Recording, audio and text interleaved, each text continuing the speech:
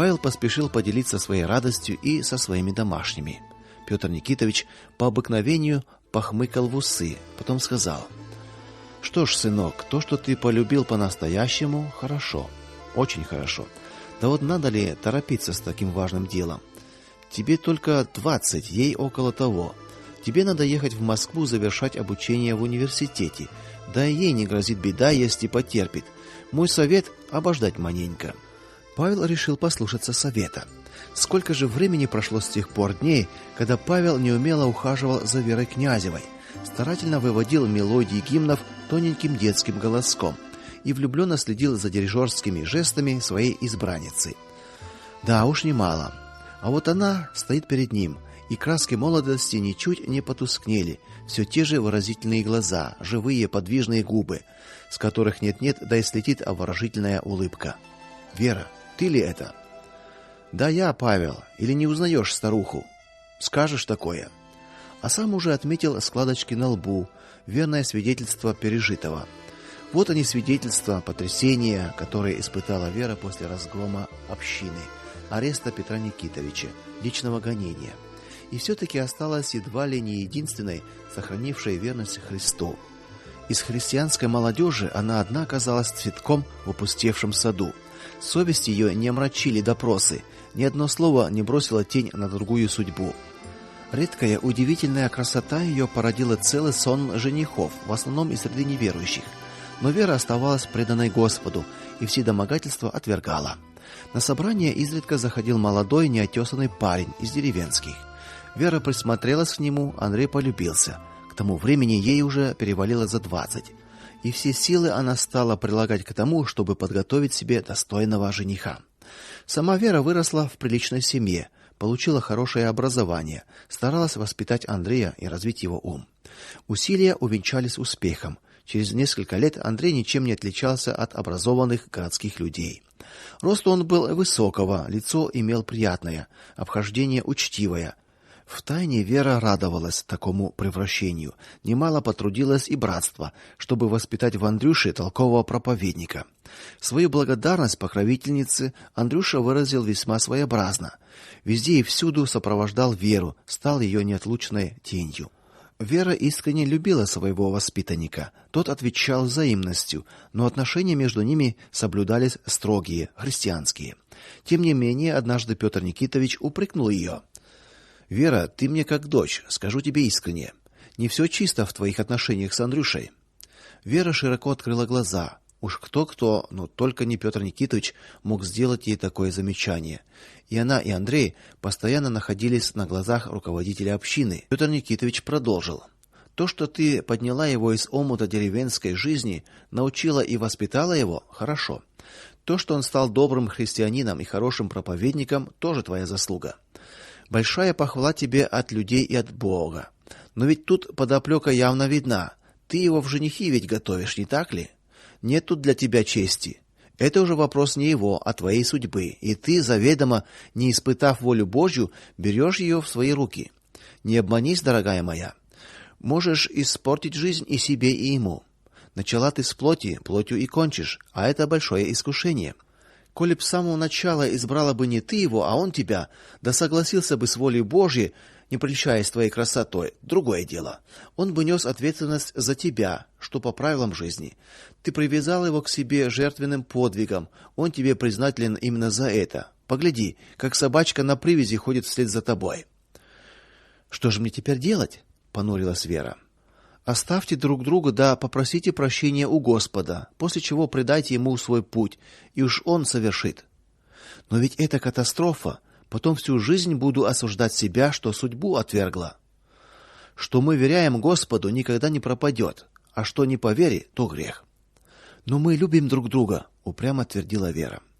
С того разговора минуло 4 года. Андрюша успел закончить техникум.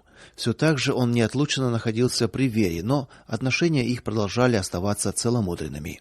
Внешне они выглядели вполне пристойно. Дело шло к бракосочетанию. На семейном совете решили, что Андрей переберется в Москву, устроится там жильем и работой, вызовет туда же и Веру. Первые 2 недели Андрей писал ежедневно. Потом вдруг возникли перерывы. Сердце у Веры замерло от тяжкого предчувствия. И не ошиблась. Андрей женился. Не устояло сердце перед соблазном получить в приданое 2-этажный особняк с садом, где снимал угол. Пышнотелая хозяйская дочь стала его супругой. Правда, через какое-то время он и почувствовал на своей собственной судьбе результат измены. Дом окружили многоэтажные громадины, потом и вовсе снесли его. Очутился Андрей в комнатушке где-то на 15-м этаже, среди таких же, как он, мытарствующих страдальцев. И вот спустя несколько месяцев после этих событий Вера навестила Владыкиных. Павел с улыбкой рассматривал девушку. Вынужден был признать, что несмотря на жизненные невзгоды, она не потеряла своей привлекательности. Вера поначалу не признала в стройном молодом человеке влюбленного в нее подростка, потом спохватилась, затормошила, забросала вопросами. Вновь вернулись они на круги своя, вновь всплыли перед ними детство и отрочество, подарившие им столько приятных минут. Тон у Веры по-прежнему оставался покровительственным. Видимо, это было свойством ее натуры постоянно кому-то оказывать помощь, о ком-то хлопотать, кого-то воспитывать. Близился вечер. Вера порывалась уйти, ее удерживали. "Ну ты проводишь меня?" Лукаво Вера сострила глазки, что несколько удивило Павла. Он согласно кивнул головой. Вечер продолжался. Веру многое поразило в Павле: сосредоточенность, дельные замечания по любому поводу, широкая осведомленность в вопросах культуры. Начитанность Павла бросалась в глаза многим, но главное личное участие в ее перипетиях. К концу вечера она незаметно для себя перестала дурачиться, как было у них принято в детстве, а уважительно обращалась к нему не иначе как Павел. Наконец все обговорили, помолились и стали собираться. Луша, подавая девушке накидку, невольно залюбовалась ею и стоящим рядом сыном. Вот была бы прекрасная пара. По пути продолжали обсуждать новости, которые произошли в молодежных кругах. Кто женился, кто сделал неплохую карьеру, кто отошел от церкви по общественным причинам. Вот и домик Екатерины Ивановны, матери Веры. Не зайти было бы невежливо. И опять ахи, восторги, приветствия, удивление. Вернулся Павел домой за полночь. Едва успел прикоснуться головой к подушке, пора было вставать на работу. Хорошенькое дело, с легкой досадой подумал Павел о припозднившихся посиделках. Эдак и бессонницу можно заработать. Тем не менее, не прошло и 2-3 дней, какой-то случай свел их опять вместе. И снова позднее возвращение. На этот раз она не вызвала досады. Говорили на другие темы. Оставались долго вдвоем, и обоим показалась встреча гораздо интереснее первой. Договорились уже о запланированной встрече. Павел почувствовал особое расположение Веры к нему. Она и не скрывала этого. Павел, как было бы хорошо, если бы ты вновь покаялся и стал христианином.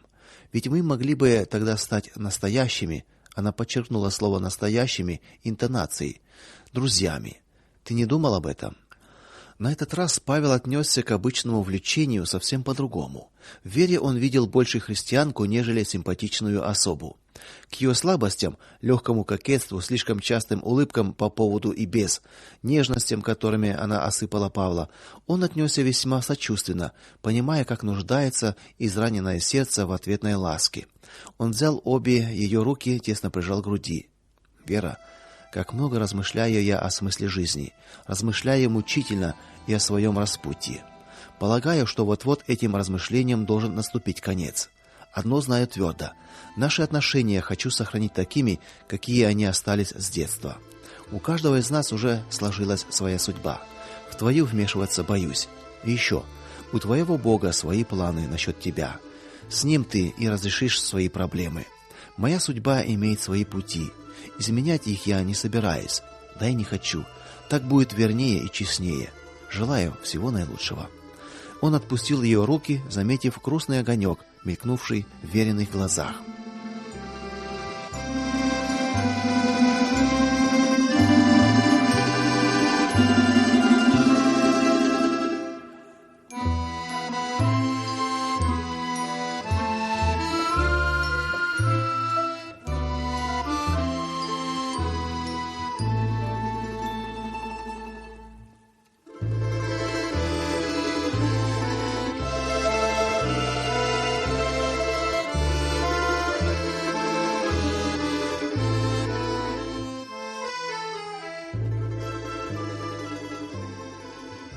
Меж тем близился переезд Павла в Москву, куда переводили несколько лучших студентов, в том числе и его. Приехала комиссия, чтобы устроить небольшое испытание. Параллельно читались и лекции. На одной из них речь зашла о философии Фейербаха. Павел обратился к лектору. В чем же смысл человеческой жизни по Фейербаху? Это вопрос весьма и весьма пространный. Частично вы получите на него ответ только на следующем курсе. На другую же часть вам придется искать ответ всю свою жизнь. Вам хорошо так говорите, потому что почти прожили свою жизнь. Лектор и в самом деле был сильно в летах. Но вот нам-то как быть? Мы хотели бы узнать о ее смысле в самом начале нашей жизни. Мы хотели бы иметь примерные ориентиры перед тем, как пускаться в плавание. Павел возразил лектору. Тот слегка удивился. К тому же и аудитория была на стороне этого молодого человека, и ему невольно пришлось пускаться в рассуждения. Хорошо, давайте поговорим на эту тему прямо сейчас. Итак, в чем смысл жизни? Имеется множество ответов на этот вопрос. Но нам нужен только один, снова возразил Павел. Он стал уже раздражать лектора. К тому же, если задуматься, то и лектор не знал этого единственного ответа. Да и кто знал его? Аудитория затихла в ожидании ответа. Полагаю, что единственный верный ответ вам дает сегодня окружающая нас действительность, наша современность, которая строится на основе материалистического мировоззрения. Хорошо, согласился Павел. Если мы окинем взором все известные нам материалистические теории, начиная от Спинозы, а еще лучше от греков и кончая марксистской, то все они имеют в своей вершине достижение материального благополучия. Да, конечно, и ничего другого, согласился лектор. Но давайте вдумаемся, а что составляет сущность человека? Ведь мы же не станем отрицать, что человек жив не только хлебом единым, иначе он уподобился бы животному.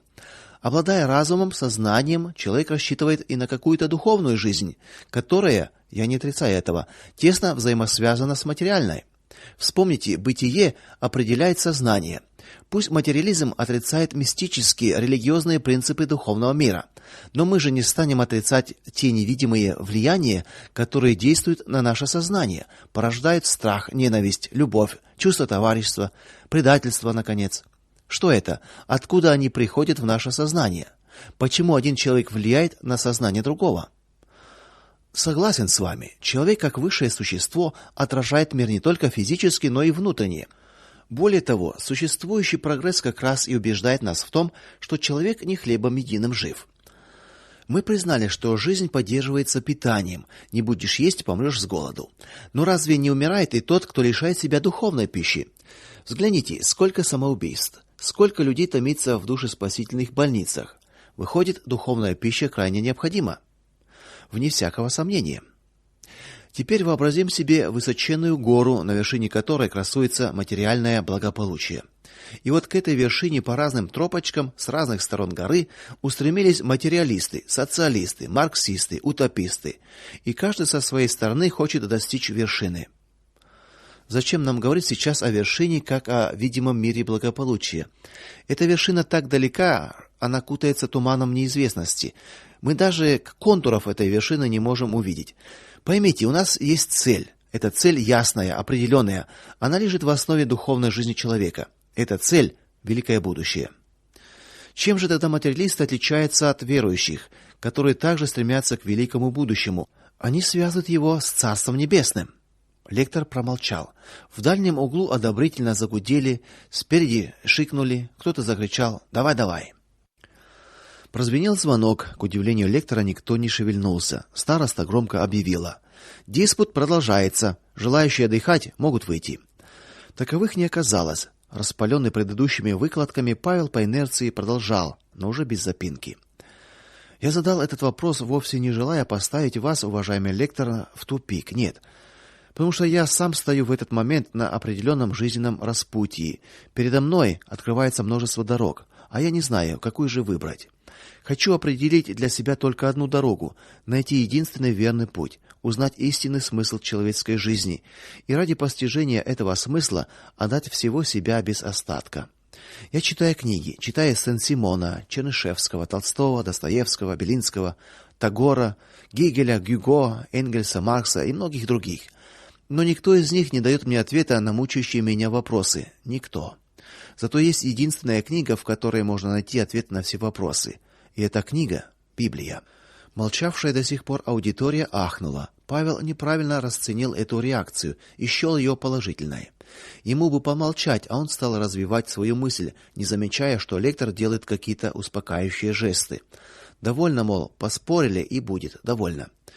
Человек, нашедший смысл жизни в учении Иисуса Христа, в нем самом не страшится физической смерти, потому что знает, душа его бессмертна. Ему нет нужды искать материального благополучия, ибо сказано: "Ищите Царство Небесного и правды его. Остальное приложится вам". Но как убедить людей уверовать в то, что написано в Библии? Наша действительность ее отвергает, в то время как Библия признает нашу современность. Аудитория недобро загудела. Павел расценил шум как реакцию на затянувшийся разговор и сел, тем более что и лектор жестами попросил его закругляться. Конечно, мы слишком поспешно отвергли культуру наших отцов и прадедов, куда органично входила и религия, взявшая на себя функции сдерживающего начала в нравственной стороне жизни. Теперь философы ищут новые принципы нравственного уклада нашего общества. Особенно Горький с Луначарским тут преуспевает. Но на сегодня хватит. И, спускаясь с кафедры, взял Павла под руку, направился с ним в свой кабинет. Проходя мимо товарищей, Павел заметил, какими взглядами награждали они его, весьма далекими от восхищения, но опять-таки не придал этому значения. В кабинете лектор жадно затянулся папиросой, молча походил по крошечному закутку между окном и столиком, сел на диван и, как будто приняв решение, хлопнул Павла по коленке. Эх, молодой человек, во многом вы, конечно, правы. Но оглянитесь вокруг себя. Неужто вы не видите, какое нынче столетие на дворе? Как не видеть? Вижу, что рушим родительские дворцы и лезем зачем-то в лачуги. И все прикрываемся лозунгом нового поколения. А какое ж тут поколение новое? Это возвращение к диким временам. Может, есть смысл обновить нашу жизнь от этого современного насилия? Может, пришла пора? Лектор плотнее закрыл дверь, повернулся к Павлу. Тебе хорошо, ты начинаешь жизнь и готов выдержать ее удары. Но мне-то каково? А ведь для осуществления твоего проекта надо идти против течения. Против, понимаешь? И ты не выстоишь, и я, и они. Лектор повысил голос. Не специально ли? В дверь заглянули, оставив ее полуоткрытой. Павел понял, что это как намек закончить разговор. Домой летел как на крыльях, удивлялся, откуда только слова взялись у него, как он оробел говорить перед всей аудиторией. И лектор молодец, не одернул, как делают другие. Сядьте, Владыкин, ваше время спорить еще не наступило. И ребята как слушали. Вот правда, насчет ребят. Павел впервые задумался, отчего его провожали такой гробовой тишиной. Но успокоенный первым публичным диспутом на тему, важную для молодежи, Павел не стал размышлять над реакцией товарищей, и напрасно. Уже на следующий день факультетская газетка представила Владыкина социально чуждым элементом, едва ли не классовым врагом, враждебно относящимся к молодой советской культуре и просвещению. В заключение автор заметки призывал к изгнанию Владыкина из студенческой среды. Вот это да. Павел даже осел от неожиданности, напомнив мяч, из которого стали выпускать воздух. Едва добрел до подоконника, бросил на него книги, повернулся, ища поддержки у товарищей. Напрасно. Еще раз напрасно. Даже близкие приятели смущенно отводили глаза в сторону и норовили прошмыгнуть мимо. Вот так выступил Павел Владыкин. Еще через пару дней его пригласили в кабинет ректора. Ознакомьтесь с постановлением райкомпроса. Буквы прыгали перед глазами, но смысл он уловил. За антисоциалистические взгляды, выраженные во время публичного диспута, студента Павла Владыкина отчислить. Рабфаком заведовал неглупый человек из бывших учителей. Дождавшись, пока не опустеет канцелярия, он добродушно сказал Владыкину: "Эх, Павел, ну зачем тебе надо было связываться с этим лектором? Ну, имеешь свою точку зрения, и хорошо, держи ее при себе. Нет, тебе надо было на весь город растрезвонить о ней". В результате мы лишились одного из самых многообещающих студентов.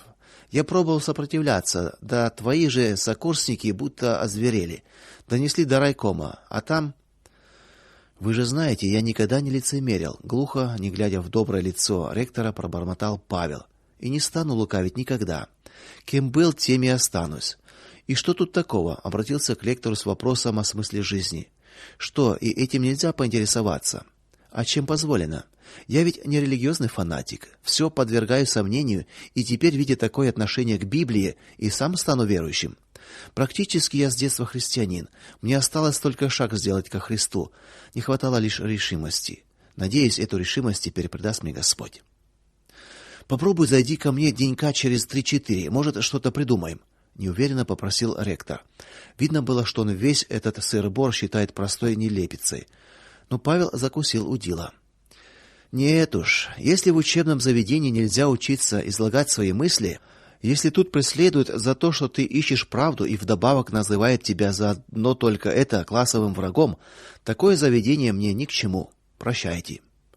Удивительно, выперли из университета, а на душе совсем не тягостно, изумленно признал Павел, вышагивая в сторону дома. Вот как, еще и христианином-то отдельным не стал, а гонение за Христа уже принял. Что ж, досадую ли я на самого себя? Нет. Жалею лишь, что потерял место учебы, которое для многих представляет собой предмет вожделенных мечтаний. Тоже нет, пожалуй. Так что же ты, Павел, нос повесил? А ну, выше голову. Павел не дал повода родным и знакомым для соболезнований. Более того, на заводском вечере выступил с яркой выразительной речью о повышении морального уровня молодежи, чем заслужил снисходительно положительную оценку парторга Марии. Навещал прежних неуниверситетских товарищей, те и не догадывались о том, что творится в душе у Павла. А там клокотала буря. Впервые вернулся к этим размышлениям в гостях у Кати, куда он прибыл с тощеньким материнским еще Евангелием. Конечно, перемена, происшедшая в душе у Павла, не укрылась от старенькой и многоопытной матери невесты. Что это, Павел, ты не такой, как всегда? Аль случилось чего? Катя сидела напротив, и ей, конечно, невдомек было вникнуть во внутреннее состояние жениха. Она радовалась его приезду и остального не хотела или не умела замечать. Не успел Павел и рта раскрыть, как она уже тарахтела о каких-то поселковых новостях, о статье в газете. Это замечание и послужило толчком для откровенного разговора. Клавдия Ивановна, Катя, несколько торжественно начал Павел. Я должен вам открыть один секрет, который до сих пор оставался в тайне. Он о моей прежней жизни, и то, что вы узнаете сейчас, может отразиться на Катиной судьбе. Женщины насторожились. Сам я из религиозной семьи. С детства лет до 15 истово верил в Бога. Ежедневно молился, жил как верующий ребенок. С возрастом оставил веру, увлекся современными теориями. Общественное положение отвлекло меня от рассуждений о Боге. Но сейчас, когда я возмужал, когда стал задумываться о смысле жизни, я чувствую в себе настоятельную потребность вернуться к Господу. Что вы на это скажете? Широко раскрытыми глазами Катя с тревогой посмотрела на мать. Что ж, Павел, осторожно заметила старушка. Верующий человек имеет совесть в душе, есть у него и страх Божий. Для меня он человек как человек. А неверующий что ж? И слов-то не подберу, как выразить. Ранее-то мы таких басурманами звали. Вот мои сыновья, один мастер, другой до директора вырос, а дома жизни нету. Все дерутся, да все ругаются. Неверующие. Сама-то я в церковь хожу, благо недалечко, иконку дома держу. Как же, Иверская Божья Матерь. Катюшу тоже водила в церковь. Да ведь как у вас, молодых, все норовят по-своему. Старушка с упреком поглядела на дочь. Катя на лицо ничего не выражала. Она как уставилась на Павла во время его заявления, так и не сводила взгляда. А хотите, я вам прочитаю Евангелие? Вдруг нашелся Павел и наклонился к своему чемоданчику. Прочитай, прочитай. Оживилась старушка, незаметно толкая под столом Катю. Да очнись же, книга-то Божья. Павел открыл Евангелие на Деяниях апостолов, 17 главе. Бог, сотворивший мир и все, что в нем, Он, будучи Господом неба и земли, не в рукотворенных храмах живет и не требует служения рук человеческих.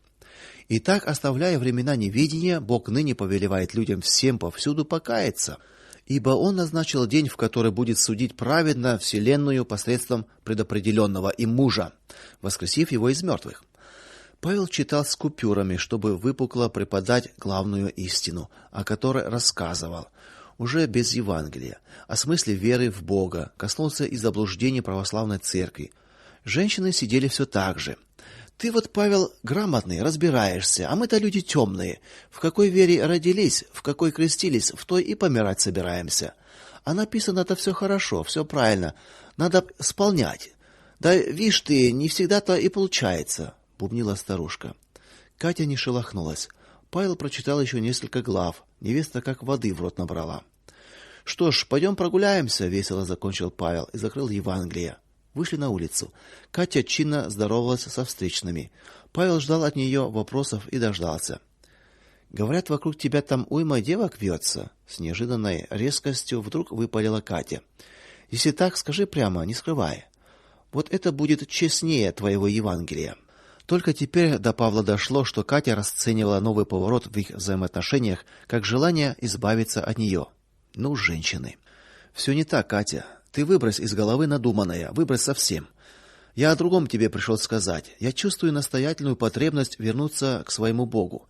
Я хочу стать настоящим христианином. Но как нам поступить в таком случае? Ты девушка современная, неверующая. Что ж это у нас с тобой получится? Кто в лес, кто по дрова? Знай же, если я вернусь в лоно церкви и стану настоящим христианином, у нас с тобой ничего общего не будет. Просто не может быть. Вот это давай и обсудим. С чего ты взял, что я неверующая? В Бога верю, даже крестик где-то в шкатулке валяется. Конечно, я не настолько знакома с Писанием, как ты, но ты научишь, подскажешь, и я пойду за тобой, отставать не буду. И, отвернувшись, тихо прошептала: Павел, знай, я тебе верю всем сердцем, особенно с прошлого приезда. Павлу оставалось только крепко обнять свою невесту. Вернувшись, мать уже не застали. Не желая стеснять молодых, она попросилась к соседке в гости. Павел устал, попросил постелить ему. Катя стушевалась. Впервые она слышала такую просьбу и растерялась. Ведь они не венчаны, как же стелить-то? Но Павел догадался о ее смятении, указал на сундук. Здесь, мол. Откинул голову на подушку. Катя присела у изголовья и, счастливая грядущими переменами, принялась легонько теребить его кудри. Павел тихо запел. Скрывается солнце за степью, вдали золотится ковыль. Колодников звонкие цепи взметают дорожную пыль. Катя слушала необычную песнь, навевала на пальчик кудри любимого, но на сердце было тревожно, что-то недосказано. Причина Павловой тоски ей не только не ясна, но и, да, пожалуй, себе она могла в этом признаться, неприятно. Но высказать свои сомнения не успела. Вернулась мать, сели пить чай. Павел разохотился читать им из Евангелия. Женщины слушали вроде охотно, но по всему чувствовалось, что история земной жизни Иисуса Христа их не трогает. Павел решительно закрыл Евангелие, взглянул на часы. Пора. На станции пришлось раскрыть зонтик. Мелкий дождичек, тоскливо сеявший по дороге, превратился в настоящий ливень. Будто оплакивает нас, тихо сказала Катя, и у самой на глазах блеснули слезы. Что-то мне подсказывает сердце, Павлуша, что-то нехорошее. Уж не последняя ли это наша встреча? Сердце у Павла дрогнуло от таких слов. Одновременно ударил станционный колокол. Павел спрыгнул на подножку. Удивительно, то ли слов утешения не нашлось у него, то ли ему кто-то замкнул уста. Ни слова не сказал в ответ. Долго с площадки вагона наблюдал он за удаляющейся фигуркой Кати, но расставание на этот раз было легким. На встречу Нового года Павла пригласили сотрудники. Шумный бал-маскарад в клубном фойе сменился просмотром какой-то пьесы. В содержание ее Павел вникать не стал. Заглянул в буфет, выпил со служивцами вина, но и от этого не ощутил прежней радости и подъема, незаметно ушел домой. Дома царила совершенно иная атмосфера. Отец позвал верующих для встречи Нового года. Вместе помолились. Павел радостно приветствовал Князевых, и мать и Вера сердечно поздравили Павла и пожелали ему самых счастливых предзнаменований в новом году. Пели гимны, читали Евангелие. Обстановка была расчудесная. В отличие от заводских, тут не только не упрекали Павла за выступление на рабфаке, имевшее такие драматические последствия, но даже порадовались отчислению. Лучшей поддержки Павел не ожидал.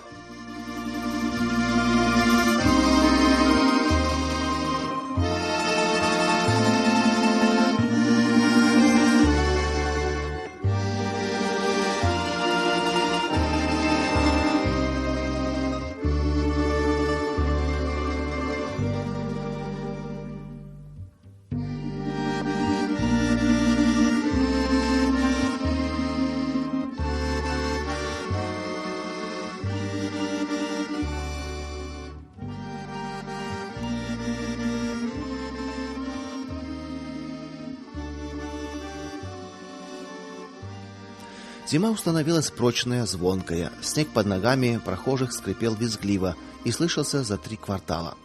Павел частенько надевал лыжи, размашисто выбрасывая палки, стремительно проходил круг за кругом в заводском скверике, пытаясь разогнать нахлынувшую тоску. Если бы он знал ее причины. Возвращался домой, спал, как убитый, а утром вновь окунался в привычную рабочую обстановку. Однажды решил нарушить график лыжных прогулок, открыл Евангелие. Первые строчки, прочитанные им, поразили.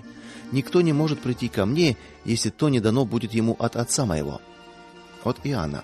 Задумался над строчками. Случайно ли это совпадение, что само Евангелие подсказывает ему путь поведения в те дни, когда внутренняя борьба достигла своего предела? Прийти ко Христу – дар Отца Небесного. Этот дар Бог даровал ему еще в детстве. Вспомнил ревностное служение в общине. «Выходит, мне дано, — рассуждал Павел, — что же произошло в дальнейшем? Почему, обладая этим даром, я отошел от Христа? Не в отходе ли от Него кроется моя печаль, не в этом ли заключаются мои душевные муки? Но вместе с тем я и сам вижу, как незримая рука ведет меня по пути испытаний, ограждает от дурных поступков, хранит мое целомудрие. Так что же мне нужно? Возвратись к Христу». Вдруг молния пронеслось в голове. Доверься Ему. В самом деле сил нету. Нужно довериться, нужно отдаться воле Христа. «Хватит ли сил?» — шептал другой голос. «Нужно ли это?» Павел дернулся, будто ужаленный. Вот он, голос искусителя, проникает в его душу, коварно отклоняет разумное, подставляя свои удобные аргументы. О, как разрушительна работа дьявола! О, как ловко втирается он в доверие! Как слаб человек! Слаб? Павел задумался. Слаб человек. Да, человек слаб, но только тогда, когда он наивно надеется на свои собственные силы. Но если довериться Христу и идти вместе под Его покровом, Павел подумал о Хоменко, о его вопросе: кто же понесет истину дальше? Ревность против дьявола вспыхнула с новой силой. Так разорить церковь, что надо ставить вопрос о продолжателях. Довольно же. Кто должен? Я должен. Я. Прежде всего даться Христу. Решиться. Молодой человек, испытывая муки душевных борений, еще не догадывался, что он уже становился христианином. Снял с полки Библию. Задумал. Открою наугад. Левая сторона. Нет, правая сверху. Отбросил гадание. Просто раскрыл и вот первые строки. И когда он был еще далеко, увидел его отец и жалился. Он далеко, а отец уже видит его и жалеет. Что это? Притча о блудном сыне. Вот она, любовь Отца Небесного. Сердце Павла не выдержало, из глаз брызнули слезы. Опускаясь на колени, прошептал: «Не могу больше. Господи, не могу. Боже мой. Боже, прости меня, и как блудного сына прими вновь в объятия свои. Дьявол вырвал лучших сынов твоих из церкви. Я же мал и незначителен по сравнению с ними. Но вот он я, пред тобою. Прими меня. Хочу встать на то место, где пали другие. Хочу послужить, чем могу, твоей истине. Аминь». Слезы застилали глаза, ведь он плакал, обращаясь к Господу. И не заметил, как сзади подошли отец с матерью, тихонько встали рядом, благодарили Господа за возвращение сына. В тот же вечер отправились на дом к верующему. Туда же пришли другие. От избытка чувств Павел свидетельствовал об обретенной им радости спасения. До глубокой ночи затянулось собеседование. Особый интерес проявил сын одной христианской семьи. Будучи сам неверующим, впервые решил посетить собрание. Откровенность Павла глубоко тронула его. Он просил дать ему что-то из книг для чтения. И снова Павел радовался, видя рядом с собой Князевых. Написал о своем радостном превращении Кати. Ответ огорчил его. Невеста, будто не понимая его, делилась своими соображениями о будущей свадьбе, и ни слова в ответ на переполнявшую Павла радость обращения к Господу. Зато на производстве была совершенно иная реакция. Теперь Павел подолгу уединялся с Евангелием в руках, отказывался от шумных вечеринок, меньше стал проводить время в обществе активистов. Такая резкая перемена в поведении молодого человека не осталась незамеченной. Посыпались назойливые вопросы: что с ним, да что с ним? Павел же как будто и не замечал окружающих. Ходил с просветленным лицом человека, впервые открывшего для себя очень нужную истину. Бросил курить, с отвращением выслушал приглашение бывшего приятеля опрокинуть по стаканчику. С работы сразу устремлялся в дом, где раскрывал Евангелие, и подолгу молился наедине. Отца стал называть нежно папою. Однажды за завтраком пересказал ему свой сон. Будто плыву я по широкой-широкой речке, одежду снял, чтобы не замочить, поднял в руке. А речка широченная, страшная, а плыть вроде надо. Вот я уже на середине реки, глянул, берег-то далеко. Тут силы оставили меня. Чувствую, тону. Вот уже рука черпает воду, одежда стала намокать, и кругом я один. Ну, никого рядом, а берег во мраке, сил нету. Ну, думаю, пришел мой конец. О, Боже мой, воскликнул тут я. Бессильно опустил ноги, прекратив борение, приготовясь к худшему. И вдруг мои ноги почувствовали опору. Под ногами было что-то твердое. Я доверился опоре, встал, и вот уже меня выносит на берег. Я выхожу, а передо мной ровная долина, солнце встает. Вдруг впереди замок или дворец какой-то. Женская рука меня манит на балкон. Я стою в каких-то одеждах, но не моих, а богатых. А вот шапки нет на мне. Почему-то устыдился, и тут же передо мною множество шапок. Я выбрал лучшую, надел, пошел внутрь. И все.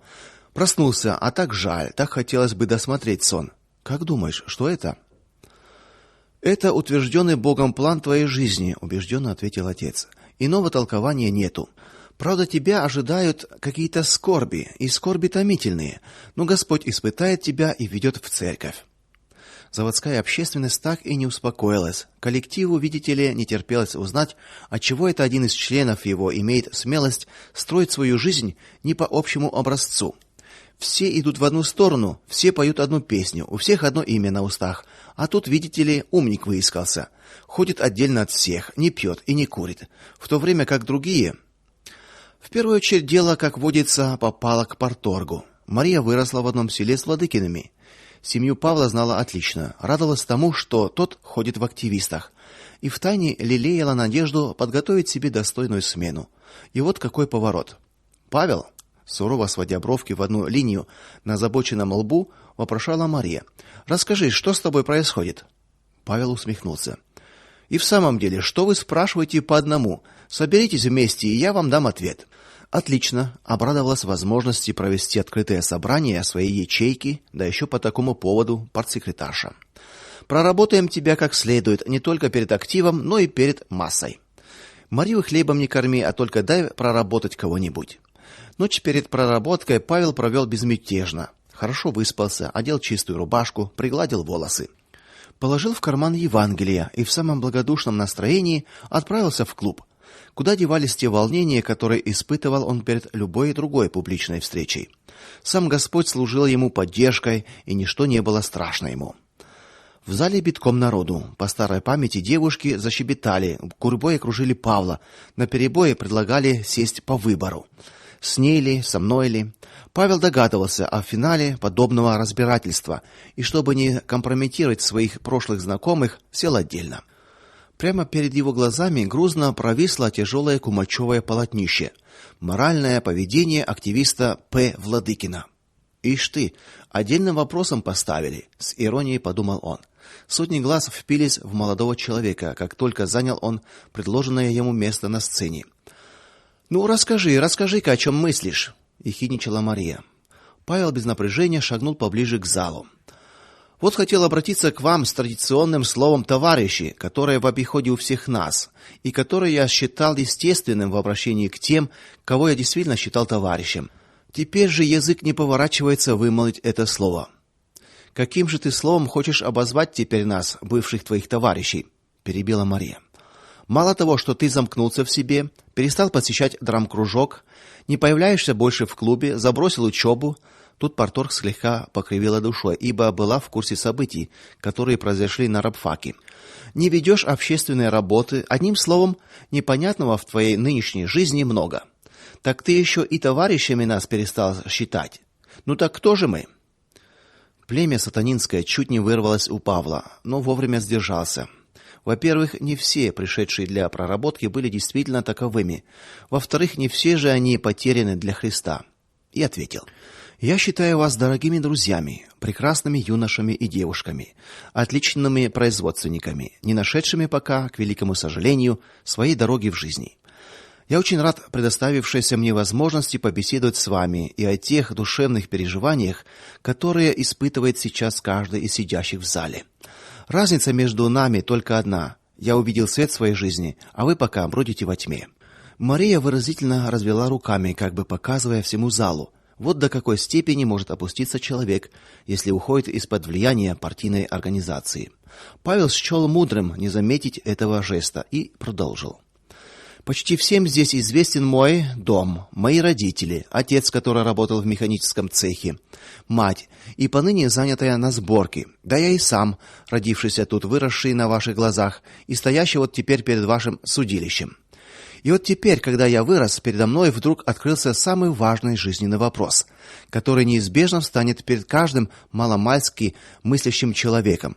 Для чего я родился в этот мир? Куда иду? И в чем вообще смысл не только моей, но и любой человеческой жизни?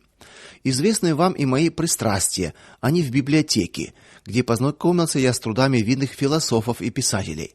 Каждый из них, заметьте себе, задал тот же самый вопрос и мучительно всю жизнь порою искал на него ответ. Передние ряды слушали его жадно, раскрыв рот. Павел не рисовался, не чился поразить аудиторию своей эрудицией. Он как бы размышлял вслух, делая публику соучастницей своих размышлений. И говоря так заводскими, он вдруг осознал, что если он в середине своей оправдательной речи упомянет имя Иисуса Христа, то половина безбожников, нетерпеливо ерзающих на скамейках в ожидании скандала, тут же поднимут свист, и под улюлюканье безумцев ему придется скомкать обращение и с позором сойти со сцены. Нет, подумал он, такой возможности я вам не дам. И спокойно продолжил свое рассуждение о собственных муках, в которых прояснялась для него истина. Признался в ошибках, упоминал и о собственных пороках, таких как выпивка, курение. Но все ж таки я нашел ответ на вопрос, в чем же заключается смысл жизни. И где, вы думаете, заключается ответ? В забытой и всеми отвергнутой вере в Бога, о которой рассказывает вот эта книга. Павел торжественно, как знаменем, взмахнул Евангелием. Вот где истина жизни, в заповедях Иисуса Христа. Если бы он в этот момент оглянулся назад, он увидел бы, как отвалилась челюсть у парторга, как посерели лица членов президиума. Но Павел стоял перед народным судилищем и видел только абсолютную помертвевшую толпу, которая тут же справилась с потрясением и во сто глоток завопила: "Долой, хватит, замолкни!" Шире всех открывала рот Мария, сидящая рядом с ней топали ногами. Павел набрал полные легкие воздуха и, перекрывая рев беснующейся толпы, властно сказал: "Тихо!"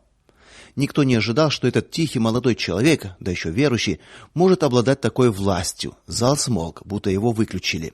В задних рядах звонко брякнули оброненные ключи. Раз уж потребовали объяснения, так слушайте до конца. Только Христос освобождает от власти греха и открывает подлинный смысл жизни человека на земле и жизни вечной в небесах, той жизни, которая не перестает быть. Поэтому я всех призываю следовать моему примеру, ибо в этой книге сказано: "Придите ко мне все страждущие и обремененные, и я успокою вас, и научитесь от меня, и найдете покой душам вашим". Мария на этот раз в одиночестве заорала: "Довольно! Я предлагаю отобрать у него билет общественника и активиста. Кто за?" Павел с грустью проследил за вырастающим лесом рук. Даже те девушки, что еще нынче готовы были уступить ему лучшее место в зале, даже его вчерашние приятели, которые за рюмкой вина клялись в вечной дружбе, не выдержали и, оглядываясь по сторонам, тянулись вслед за всеми.